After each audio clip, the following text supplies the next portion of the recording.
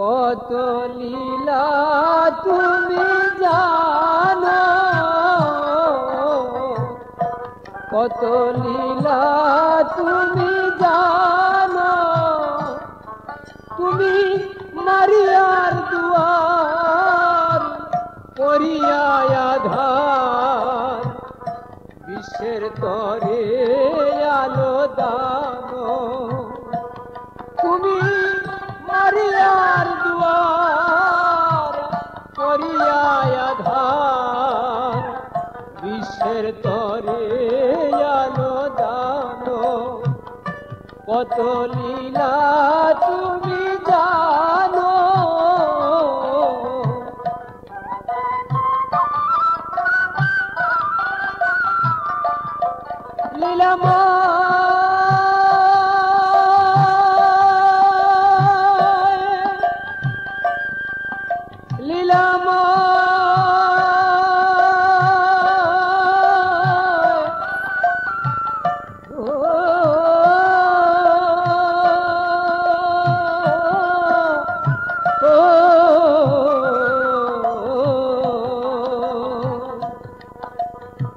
কত গুণের গুণী তুমি অন্ত পাওয়া ভার, কাঁদাও তুমি হাসাও তুমি এই করে ছসার,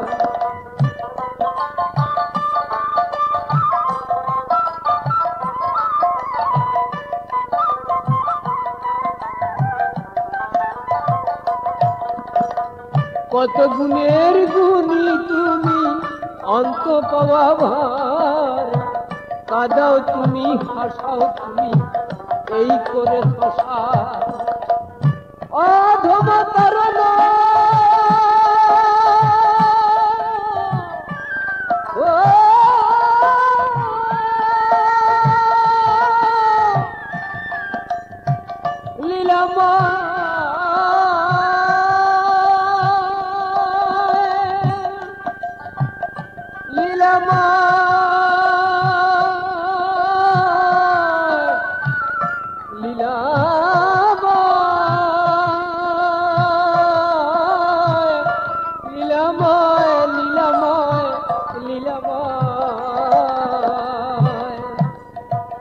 কত গুণের গুণী তুমি অন্ত পাওয়া ভার, কাঁদাও তুমি হাসাও তুমি এই করে ছসার,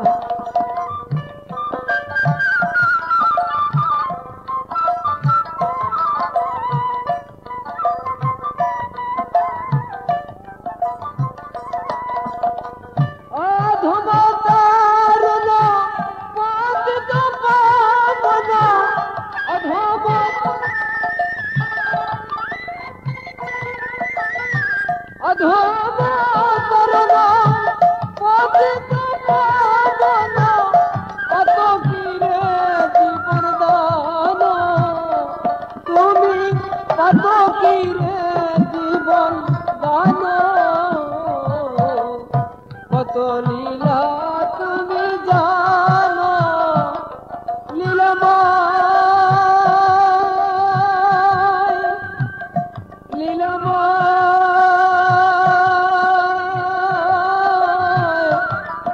লীলাময়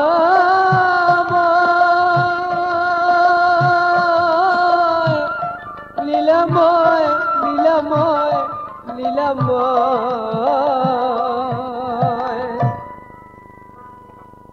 তাড়ি শূন্য রুটির পর্ব একটি ঐতিহাসিক পর্ব। যেদিন ইসরায়েল জাতি ফরৌনের দাসত্ব থেকে মুক্তি পেয়েছিলেন, সেই দিন রাত্রে তারা একটি মেষ বলি দিয়ে তিক্ত শাক সহ ভোজন করেছিলেন তাড়ি শূন্য রুটি, সেই দিনের মাত্র আর একটি দিন বাকি, যেদিন যিশু নিজেই বলির মেষ হয়ে তার মহাপবিত্র রক্ত দিয়ে কিনে নেবেন পৃথিবীর সকল শ্রেণীর মানুষকে। তাই তিনি আপন শিষ্যদের বলেছেন,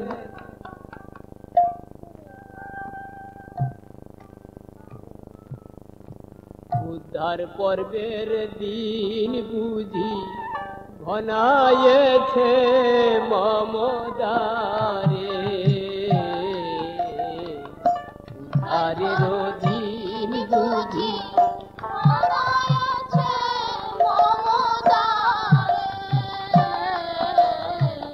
উদ্ধারের দিন বুঝি ঘনায়েছে মমদারে। আমার পিতারি বাসনা অপূরণ রবে না,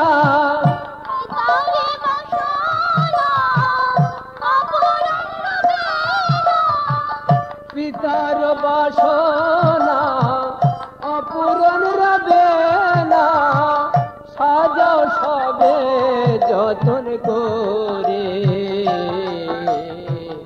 উদ্ধারের দিন বুঝি ঘনায়েছে মমদারে।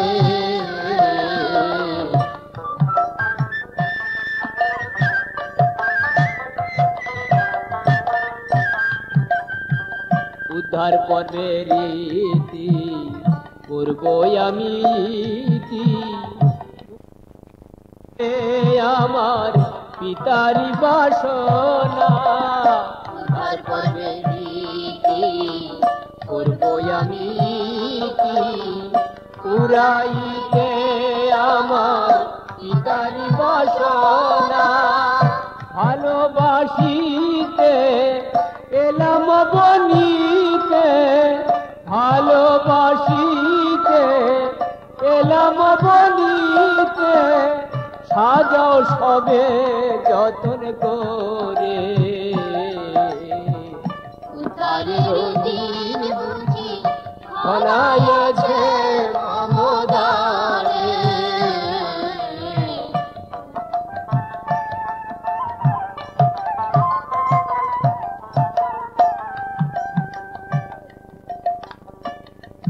অনিন্দ সুন্দর প্রেমিক যিশুর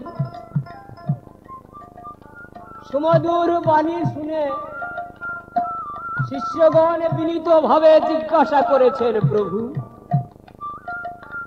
তুমি বলে দাও, তোমার ইচ্ছা পালন করতে কোথায় আমরা সেই ভোজের আয়োজন করব?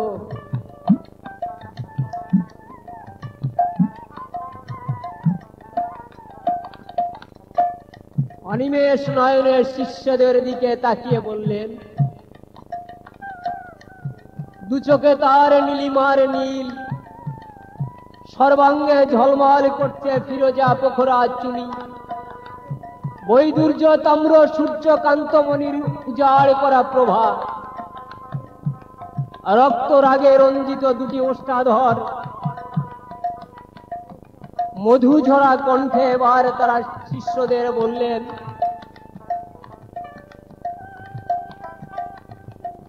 তোমরা প্রবেশী নগরে দেখিবে যাহারে, সঙ্গেতে ভরা কলসি,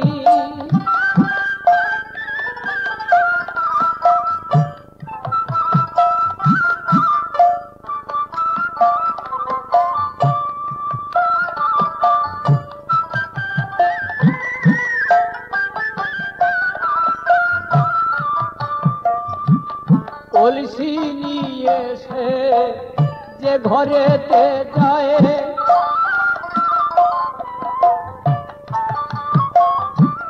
পিছনে চলিবে তোমরা দুজনায়, কলসি নিয়ে সে যে ঘরেতে যায়,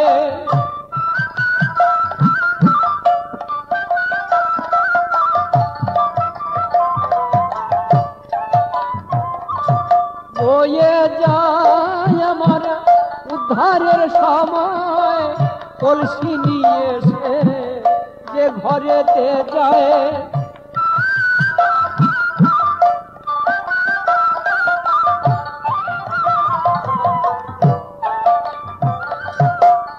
সন্তানেরা আমার, তোমরা সোজা নগর মাঝে প্রবেশ করে দেখতে পাবে এক ব্যক্তি কলসিতে জল নিয়ে ঘরে ফিরছে। তোমরা তাকেই অনুসরণ করবে। সে যে বাড়িতে প্রবেশ করে সেই বাড়ির কর্তাকে বলবে যে গুরুর জন্য নিস্তার ভোজন আয়োজন করব, সেই ঘরটি কোথায় সেই তোমাদের দেখিয়ে দেবে। গুরুর আশীর্বাদ নিয়ে শিষ্যদ্বয় রওনা হয়েছেন। কিন্তু কি আশ্চর্য, নগরে ঢুকেই তারা দেখতে পেয়েছে পূর্ণ গাগরি কাঁধে চলে মনের অনুরাগে ধীরে ধীরে চরণ ফেলি। শিষ্য মনে যিশুবাণী ভাসিয়া উঠিল তখনই, বলে ধন্য ধন্য হে যিশুমণি।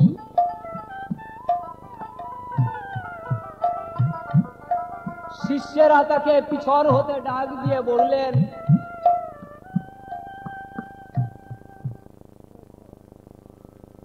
শোন শোন নগরবাসী, একটি কথা শুনে যাও। শোন শোন নগরবাসী,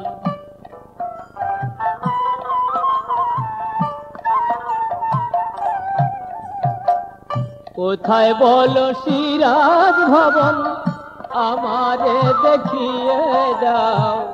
কোথায় বলো সিরাজ ভবন, আমারে দেখিয়ে দাও। শোনো শোনো নগরবাসী, একটি কথা শুনে যাও। শোনো শোনো নগরবাসী,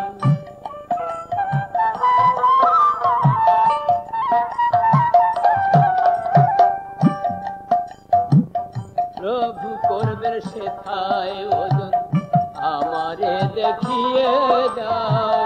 প্রভু করবেন সেথায় ওজন,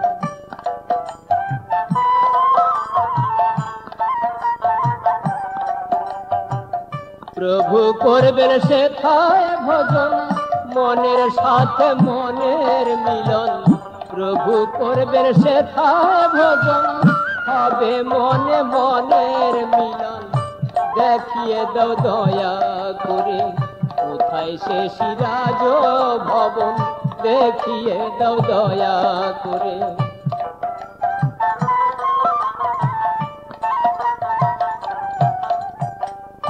এই কথা শুনে লোকটি শিষ্যদের সাথে বলল,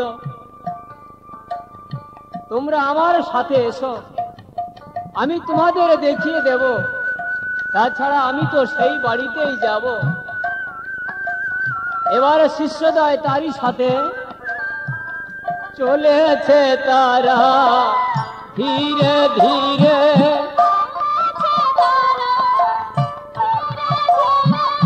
চলেছে তারা ধীরে ধীরে, তিনি দেশে ভবন দিয়ে। চলেছে তারা ধীরে ধীরে,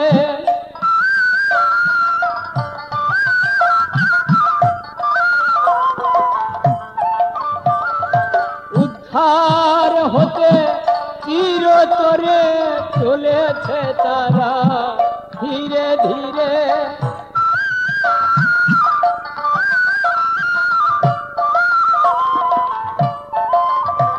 এতেই উদ্ধার কর্তার আশিস ফিরে।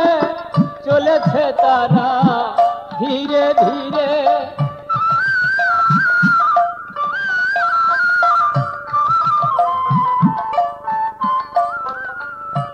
আজ শিষ্যদ্বয় লোকটির সঙ্গে ধীরে ধীরে যাত্রা শুরু করেছে। পথ চলতে চলতে তারা সিরাজের বাড়িতে এসে উপস্থিত হয়েছে। এবং বাড়ির কর্তাকে দেখতে পেয়েছে। সত্যি যেন প্রভুর ভক্ত হয়ে প্রেমে উন্মত্ত, যেন কার অপেক্ষায় দিন গুনছে, যেন কোন এক অজ্ঞাত সারে উদ্ধারের প্রত্যাশায় পথ চেয়ে বসে রয়েছে সে। শিষ্যদের দেখেই বিনীত ভাবে জিজ্ঞাসা করেছেন, কি চান আপনারা? একইভাবে শিষ্যেরা উত্তর দিয়ে বলেছেন,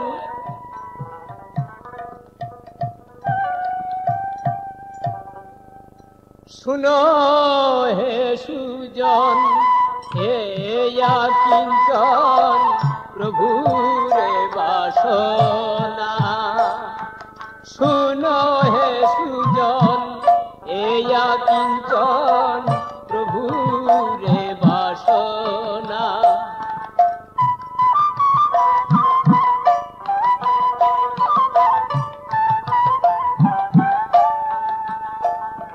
উদ্ধার ভোজের আয়োজন করিতে, উদ্ধার ভোজের আয়োজন করিতে, কোথায় যাব মোরা বলো না, প্রভুরে বাসনা। শোনো হে সুজন, এয়া কিঞ্চন প্রভুরে বাসনা।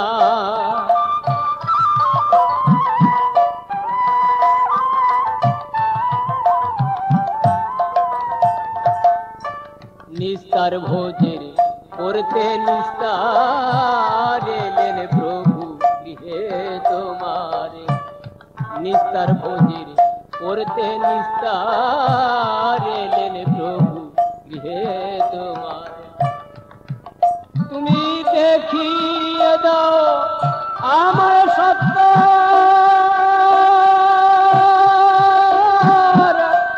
ও ভাই রে,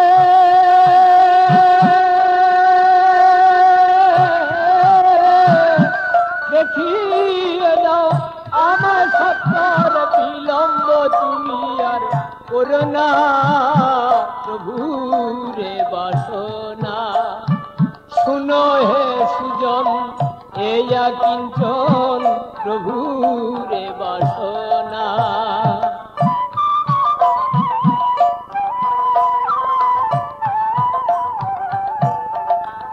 শিষ্যদের সুমধুর বাণী শ্রবণ করে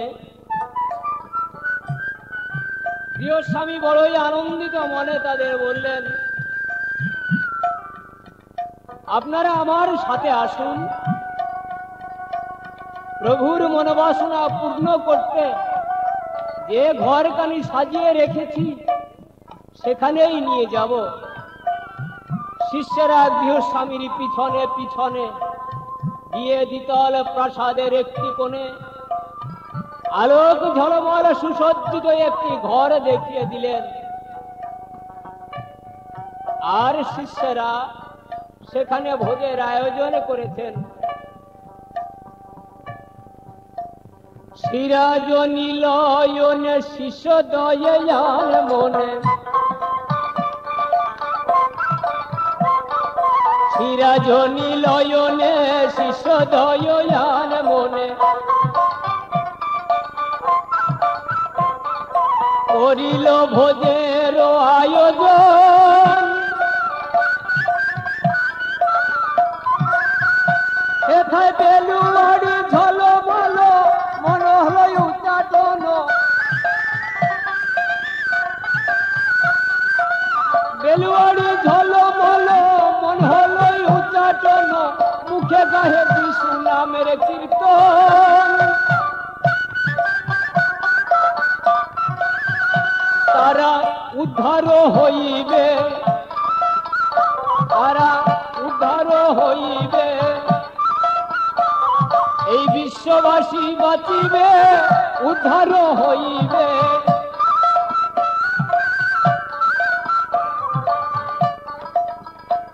ভোজ প্রস্তুত করে শিষ্যেরা আবার প্রভুর কাছে ফিরে এলেন। দিনমণি মলিন মুখ, ধরণীর বুকে ঘনালো গধূলি বেলা, সন্ধ্যারানী তার কালো পাখা বিস্তার করে ধীরে ধীরে নেমে এলো ধরণীর ধুলায়। থেমে গেছে বিহগার মন মাতানো কলতান, চারিদিকে নীরব নিস্তব্ধ। সমস্ত পৃথিবী যেন মুক্তির প্রত্যাশায় ফেলছে গভীর নিঃশ্বাস। এবার প্রভু আমার শিষ্যদের সঙ্গে করে সিরাজ ভবনে এসে উপস্থিত হয়েছেন। তিনি যে প্রতিশ্রুত রাজা, নিজের জীবন দিয়ে সমুদয় বিশ্বের মানুষরূপী মেষদের উদ্ধার করবেন তিনি। আর একটু পরে বলির মেষ হবেন তিনি নিজে। কোটি কোটি বছর ধরে ক্রন্দন করছে মানুষ মুক্তির আশায়। সেই ভেতা ভরা কান্নার সুর তার অন্তরে ধ্বনিত হয়ে দু চোখ দিয়ে ফোঁটা ফোঁটা অশ্রু গড়িয়ে পড়ছে। উদ্ধারের সময় যতই এগিয়ে আসছে ততই তিনি অন্তরে বড় ব্যাকুল হয়ে উঠছেন। অনিমেষ নয়নে শিষ্যদের দিকে তাকিয়ে একটা দীর্ঘ শ্বাস ছেড়ে বললেন, আমি তোমাদের সত্যি বলছি,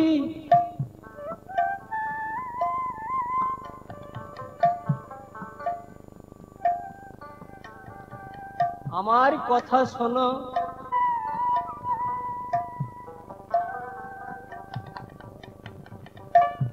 ও বন্ধুরে,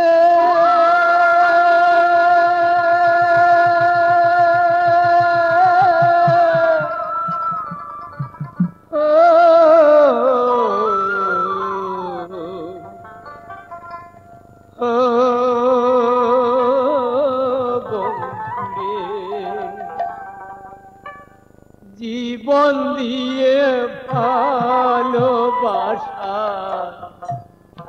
এই কি প্রতিদান, আর জীবন দিয়ে ভালোবাসা এই কি প্রতিদান। কাহারে জানাবো আমার বুকের বেদন, প্রাণের বন্ধু বন্ধুকে আজ করিবে নিধন। কাহারে জানাবো আমার বুকেরই বেদন,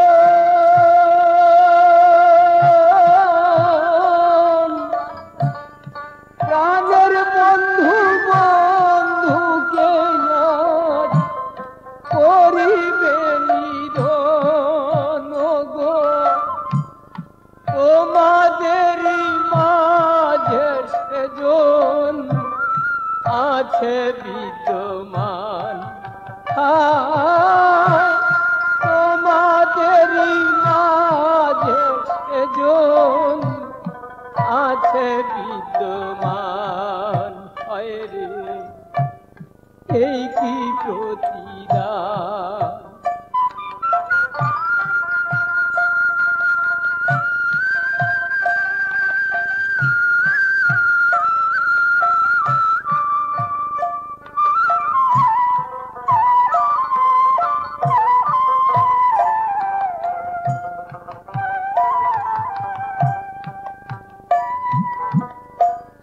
ভোজন পান পত্র যে রাখিবে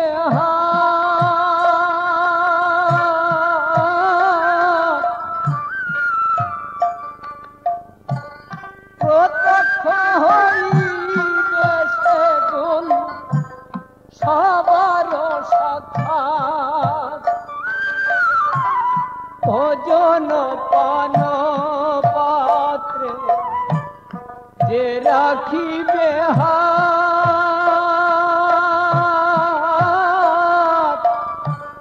প্রত্যক্ষ হইবে সেজন সবার সাক্ষাৎ দিয়ে আমার বুকে এমন আঘাত ছড়ালো নয়া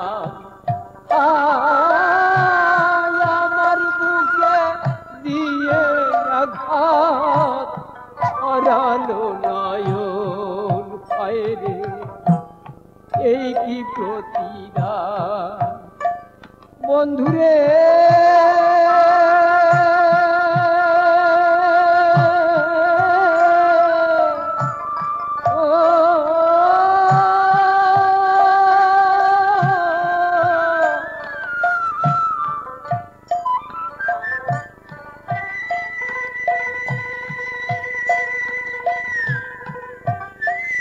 বেদনাবিদ্ধ বক্ষের নিদারুণ বাণী শুনে শিষ্যরা বড় ব্যাকুল হয়ে উঠেছেন। তারা একে একে প্রভুকে জিজ্ঞাসা করছে, প্রভু কে সেই ব্যক্তি যে আপনাকে শত্রুর হাতে ধরিয়ে দেবে? সে কি আমি? এবার যিশু স্পষ্ট করে তাদের বললেন, শোনো, ভোজন পান পাত্রে প্রথম যে রাখিবে হাত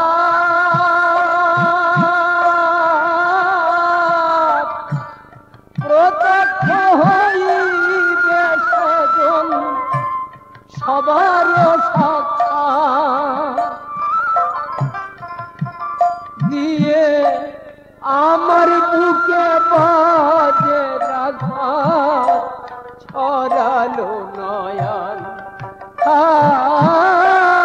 আমার বুকে দিয়ে আঘাত ছড়ালো নয়ন হায়রে এই কি প্রতিদান বন্ধুরে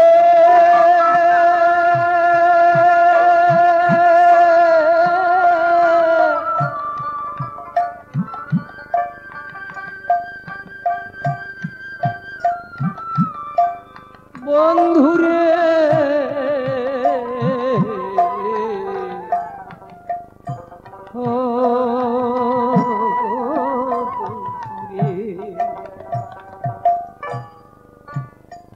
দুই নয়ন দিয়ে তার ঝরছে দুঃখের জল।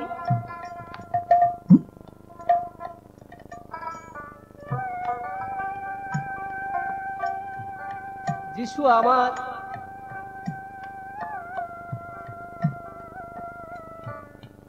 বেদনাবিদ্ধ বক্ষের নিদারুণ বাণী শুনে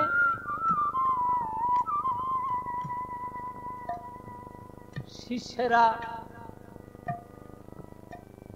বড়ই অবাক হয়েছে। তারা যিশু স্পষ্ট ভাবে তাদের বলেছেন, তোমরা সবে এখন দেখতে পাবে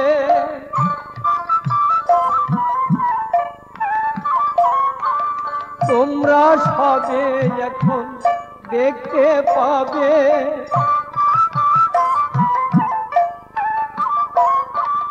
নিজের প্রমাণ নিজেই দেবে তোমরা সবে এখন দেখতে পাবে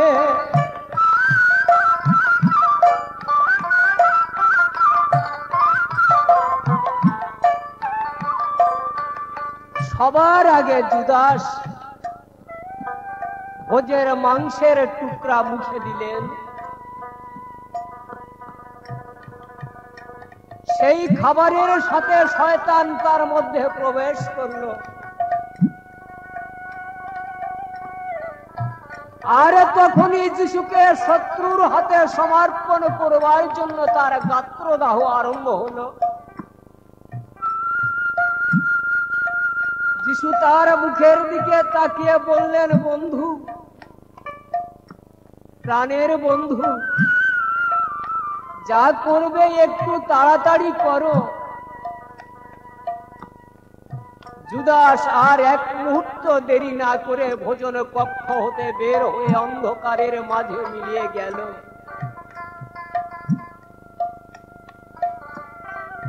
ভোজন পানের মধ্য দিয়ে যিশু খ্রিস্ট প্রসাদ প্রতিষ্ঠা করে সিরাজের বাটি পরিত্যাগ করে কিদ্রন নামক খালের ধারে এলেন। কিদ্রন যেন বয়ে যায়,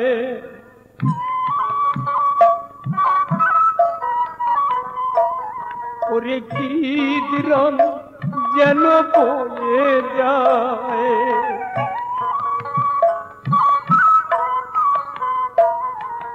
বুক ভরা ব্যথা বেদনা নিয়ে কিদ্রন যেন বয়ে যায়।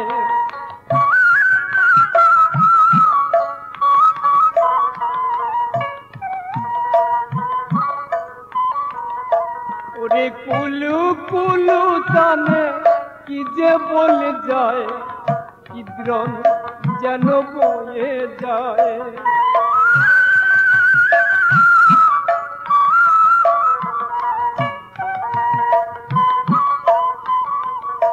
সে যে কুল কুল টানে কি যে বলে যায়, কিদ্রন যেন বয়ে যায়।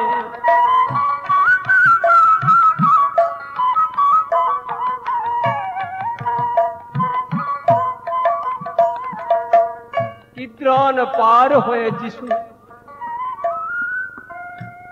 শিষ্যদের সঙ্গে করে গেতসিমানি নামক বাগানে এসে উপস্থিত হলেন। নীরব নিস্তব্ধ রাত, গাঢ় অন্ধকার,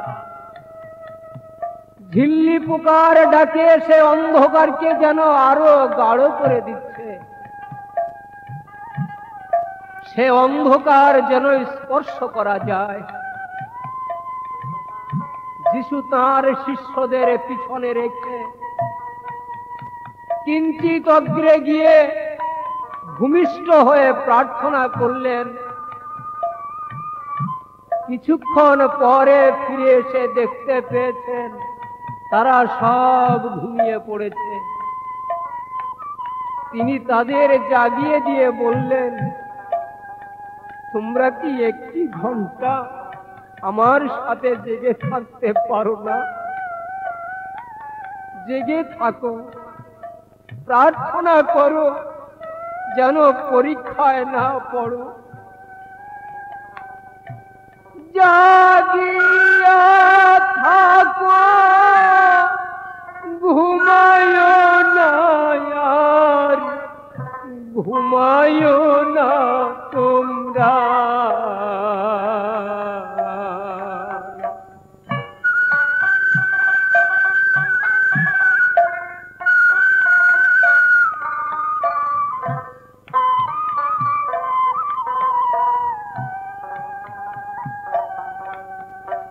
জাগিয়া থাকো, ঘুমায় না আর ঘুমায় না তোমরা। প্রার্থনা করো প্রলোভনে যেন, প্রার্থনা করো প্রলোভনে যেন পড়িতে না। জাগিয়া থাকো, ঘুমায় না আর ঘুমায় না তোমরা।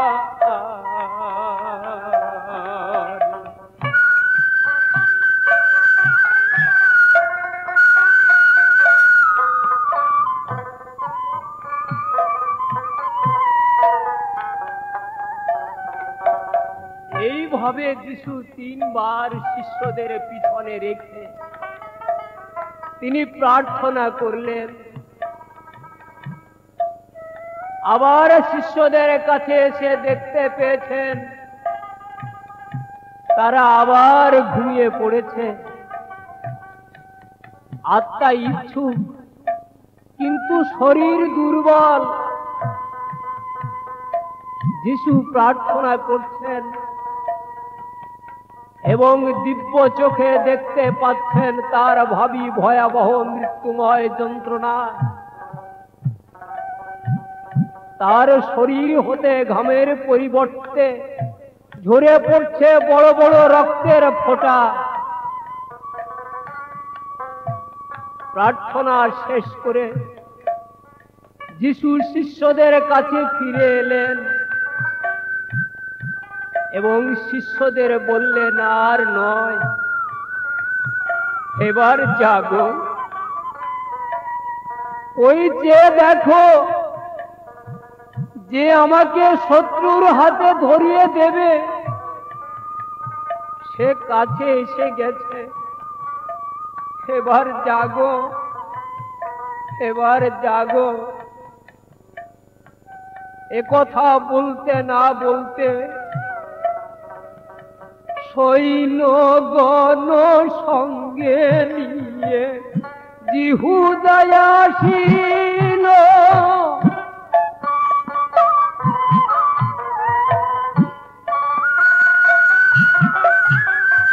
সৈন্যগণ সঙ্গে নিয়ে জিহুদা আসিল।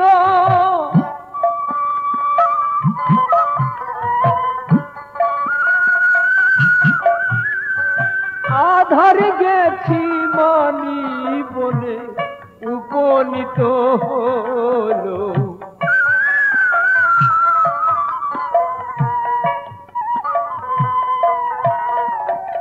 অগ্নি মশাল হাতে নিয়ে অস্ত্র শস্ত্র হাতে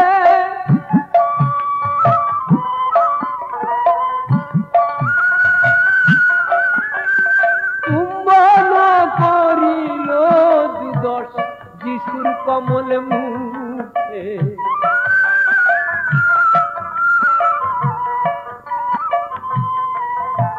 তাদের আনন্দ আর করে না যেন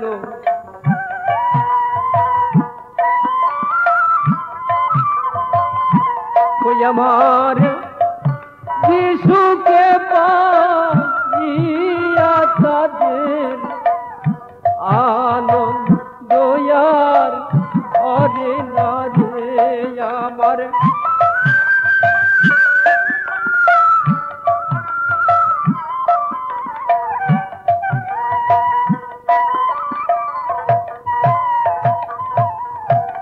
শয়তান জুদাস যিশুকে শত্রুদের চিনিয়ে দেবার জন্য একটি কৌশল করেছিল। সে তাদের আগেই বলেছিল, আমি যাকে গুরু বলে চুম্বন করব তোমরা তাকেই ধরবে।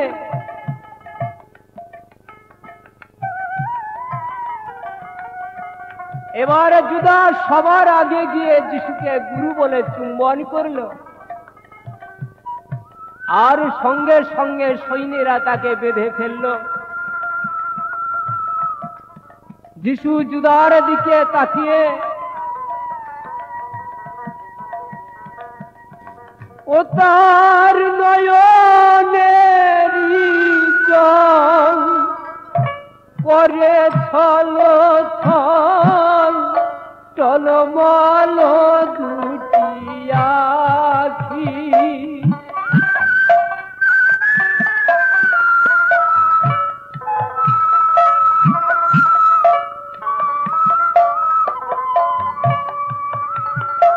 তার মন চাটন নিঃশ্বাস সঘন উড়ু উড়ু প্রাণ পাখি।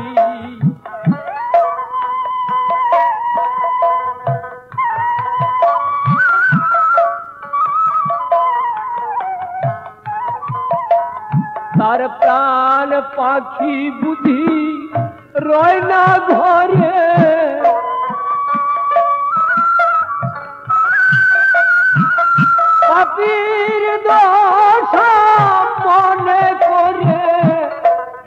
পাখি বুঝি রয় না ঘরে,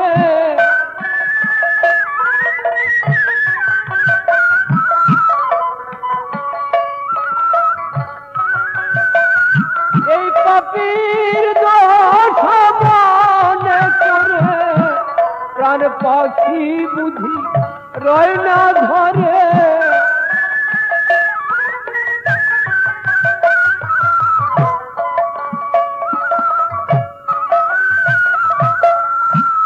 জুদাসের দিকে তাকিয়ে যিশুর দু চোখে বইছে যেন শ্রাবণের ধারা। কারণ জুদাসকে যিশু আপন ভাইয়ের মতো ভালোবাসতেন। যিশুর প্রতি জুদাসের এহেন মানসিক দুর্ব্যবহারের জন্য বিবেকবাণী ভাব দিয়ে বলেছেন, জুদাস রে, ওরে জুদাস, ভাইয়ের ব্যথা আয়ে জানে,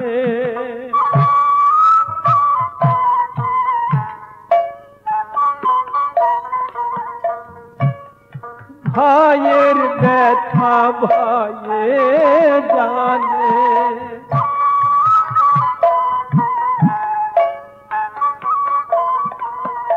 যার ছেড়ে যায় জোড়ের ভাই রে,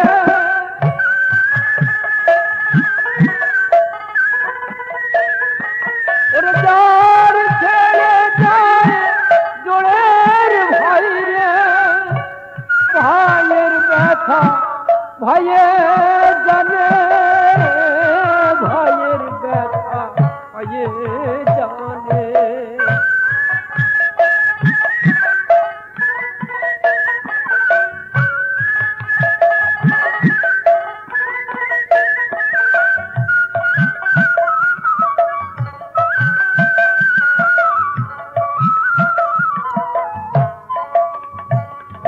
ওরে জুদাস,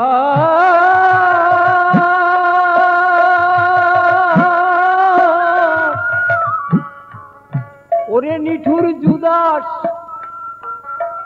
এ সংসারে ভাইয়ের ব্যথা কেবল ভাই জানে। নিষ্ঠুর সৈন্যেরা যিশুকে শক্ত করে ধরে ভীষণ ভাবে তাকে বেঁধে প্রহার করতে করতে প্রথমে হানন, পরে পিলাতের কাছে নিয়ে গেল। পিলাত যিশুকে অনেক প্রশ্ন করা সত্ত্বেও কোনো দোষ পেলেন না।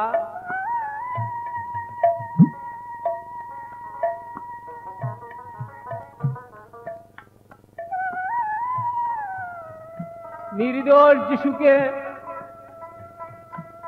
সেই জনতার সম্মুখে হাজির করলেন এবং বললেন, এই দেখো সেই মানুষটি। বন্ধুগণ, যিশুকে যেন আর চেনা যায় না। চক্ষু কঠোরাগত, অস্থি পাঁজর গুলি একে একে সবই গোনা যায়। ঘুষি মেরে তার মুখ থেতলে দেওয়া হয়েছে। সমস্ত শরীরের অসংখ্য ক্ষত দিয়ে ঝরছে রক্ত। নিরীহ মেষের মতো নত মুখে সেই জনতার সম্মুখে দাঁড়িয়ে রয়েছে।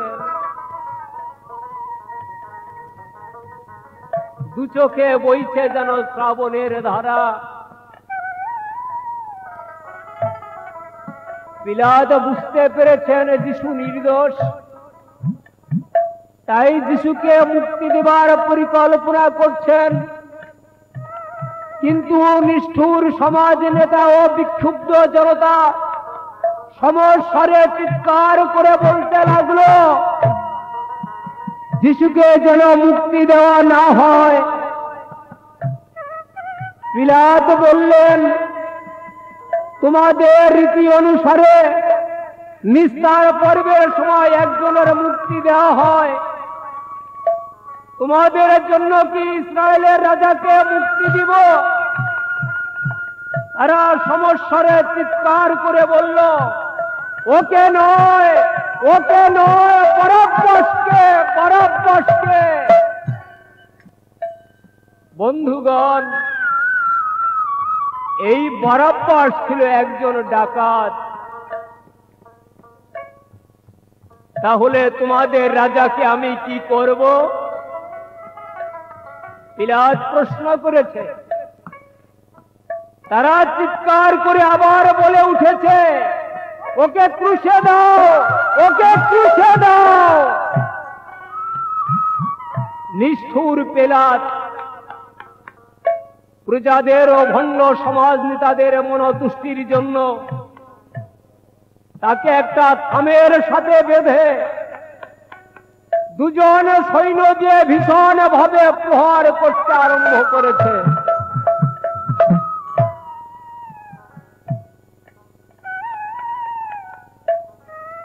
যিশু আমার নীরবে সে আঘাত সহ্য করছেন। আঘাতে আঘাতে শরীরের মাংস পর্যন্ত ছিঁড়ে যাচ্ছে। ওরে থামের সাথে বেঁধে তারে আঘাত করে বারে বারে।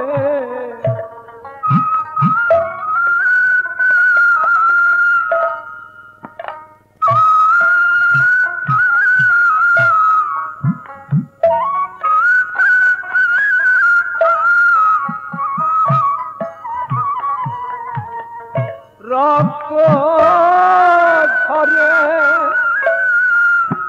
অঝর ধারে জীবনে আর সাথে নারে।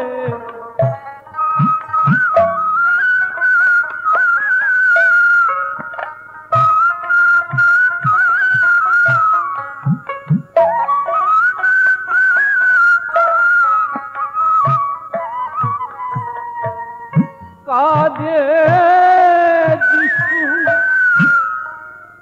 বারে বারে জীবনে তার সাথে নারে।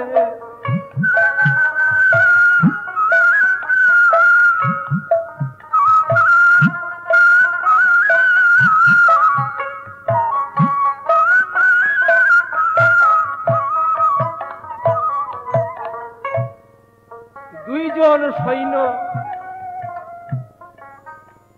দুই দিক থেকে একে একে ৩৯টি চাবুকের আঘাতে তার শরীরের মাংস পর্যন্ত ছিঁড়ে দিয়েছে। তবুও তাদের আশা মিটল না। তারপর শয়তানেরা বিষময় একটি সুতীক্ষ্ণ কাঁটার মুকুট তৈরি করে তার মাথায় দিয়ে সজোরে আঘাত করে মাথার সাথে গেঁথে দিয়েছে।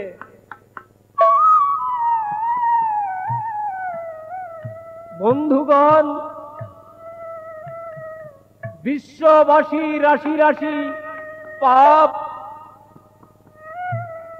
বিষময় যন্ত্রণাময় পাপ কাটার মুকুট হয়ে যিশুর মাথায় নিদারুণ যন্ত্রণা দিচ্ছে। তার উপর নিষ্ঠুর নির্দয় রোমক সৈন্যেরা জোরে জোরে আঘাত করছে তাকে। বিষময় কাঁটাগুলি মাথার সাথে গেঁথে দিয়েছে। সঙ্গে সঙ্গে ফিনকি দিয়ে ঝরছে লাল তাজা রক্ত। যিশু আবার সইতে পারছেন না। কাটার মুকুট দিয়ে শিরে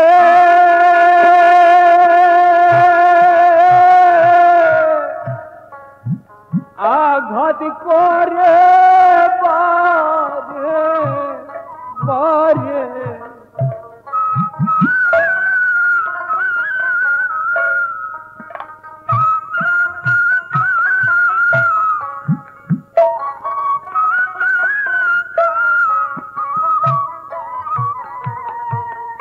রক্ত ঝরে অঝর ধরে জীবনে আর সহে নারে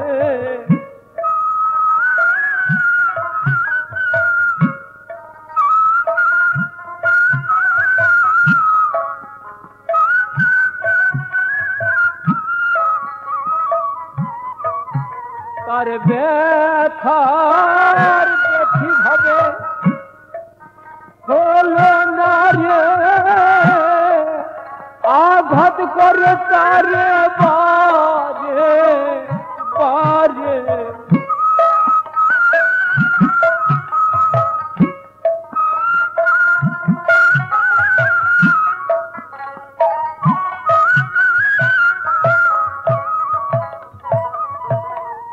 এই ভীষণ বিষময় কাটা মাথার মধ্যে বিঁধে দিয়েছে।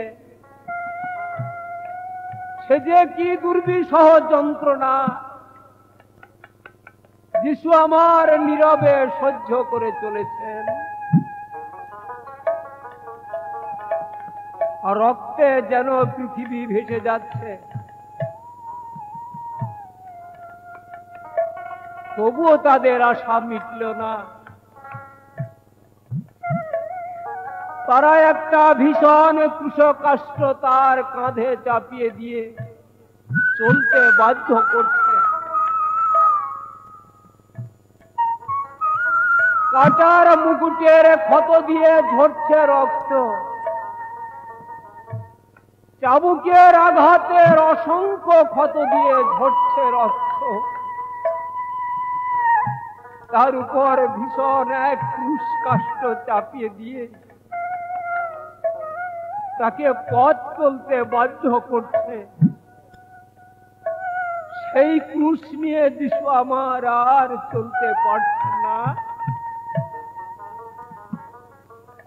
ক্রুশ স্কন্ধে যিশু আমার চলেন ধীরে ধীরে, ক্রুশের ভারে দয়াল আমার পড়েন বরে বরে।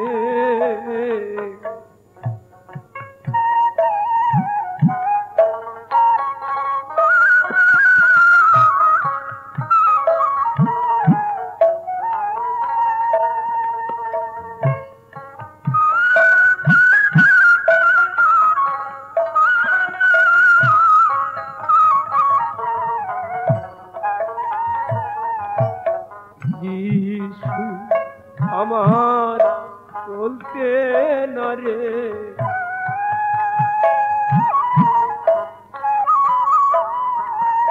দারুণ ক্রুশেরি ঘরে যিশু আমার চলতে না রে।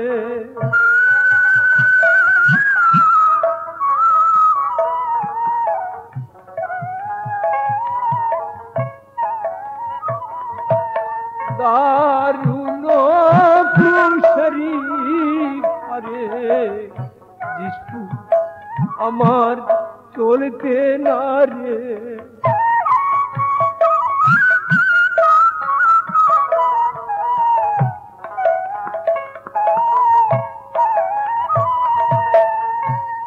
ক্রুশকাষ্ঠ স্কন্ধ করে যিশু যখন জেরুসালেমের উপর দিয়ে যাচ্ছিলেন, তখন রাস্তার দুপার্শ্বে অসংখ্য মহিলা দাঁড়িয়েছিল। তারা যিশুর রক্তাক্ত দেহ অস্বাভাবিক চেহারায় কুল বহন করা দেখে ভীষণ ভাবে ক্রন্দন করছিল।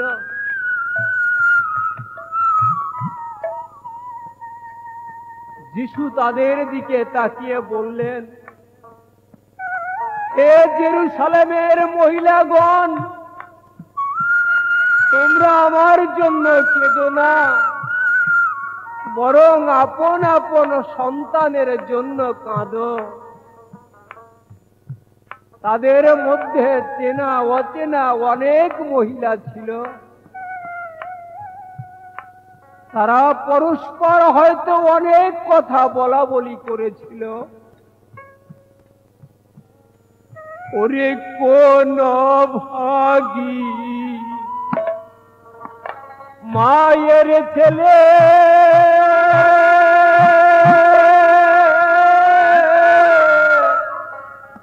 চলেছে মরণের কোলে, তার মা কি আর বেঁচে আছে ভাবে, তার মা কি আর বেঁচে আছে এই না জগৎ মাঝে।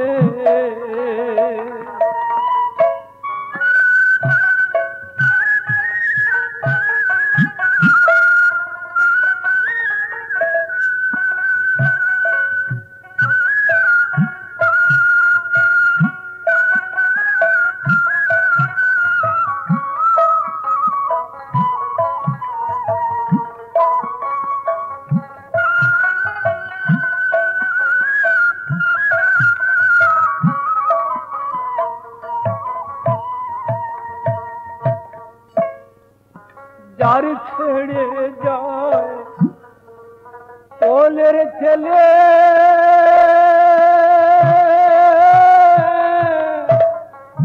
সে জানে প্রাণ কেমন চলে, চলে গেলে জুড়ায় না তার, চলে গেলে জুড়ায় না তার এনি দারুণ জ্বালা।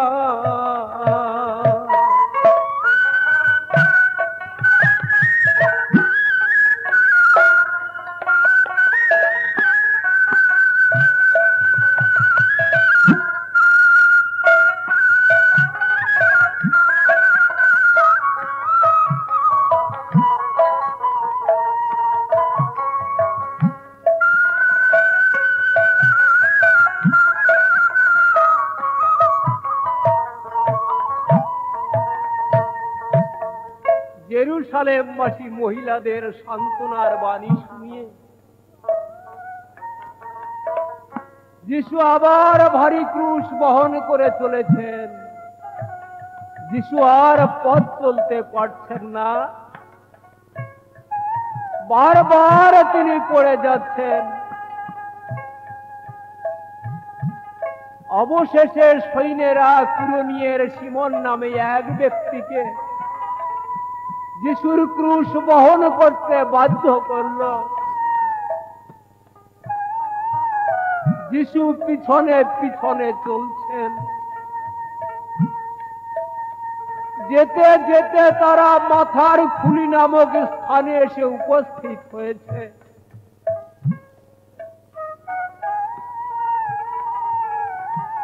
সূর্যের তপ্ত কিরণে যিশুর গায়ের অসংখ্য ক্ষতের সাথে লেগে থাকা কাপড়গুলি সৈন্যরা জোর করে খুলে নিল। আবার ঝরতে লাগলো রক্ত। এবার তারা ক্রুশের উপর যিশুকে রেখে সুতীক্ষ্ণ লৌহ শলাকা দিয়ে হাত ও পা ক্রুশের সাথে গেঁথে দিল। যন্ত্রণায় যিশু আমার অস্থির হয়ে উঠেছেন, তবুও যিশু আপন পিতার কাছে বিশ্ববাসীর জন্য ক্ষমা প্রার্থনা করে বলেছেন,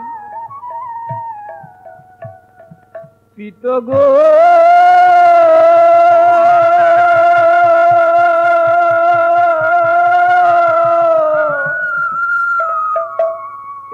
এদের তুমি ক্ষমা করো।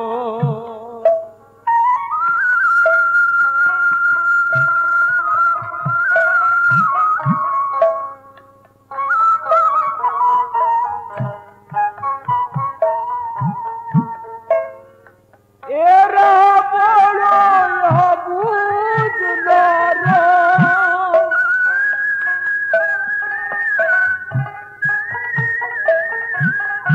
আর এরা বড় অবুঝ নর,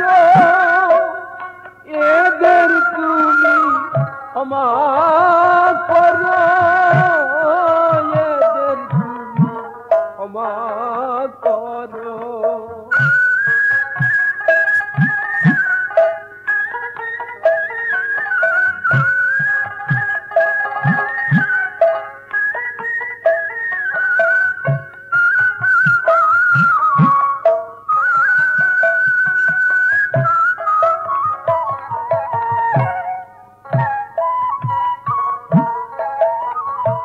আমায় না চিনিয়া না বুঝিয়া,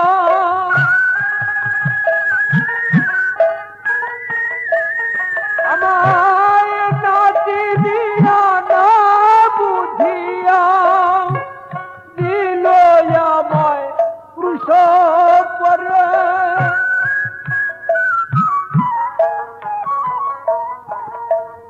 পিতা গো,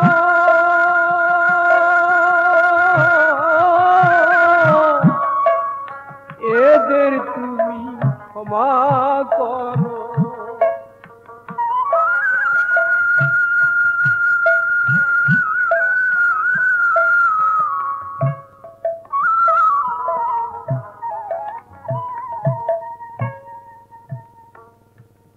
যিশুর দুপাশে দুজন দস্যু, আর মাঝখানে যিশু ক্রুশের যন্ত্রণা ভোগ করছেন। হায় রে মানুষ, যিশুকে কেউ চিনল না। এই নিদারুণ যন্ত্রণার মধ্যে যিশু আমার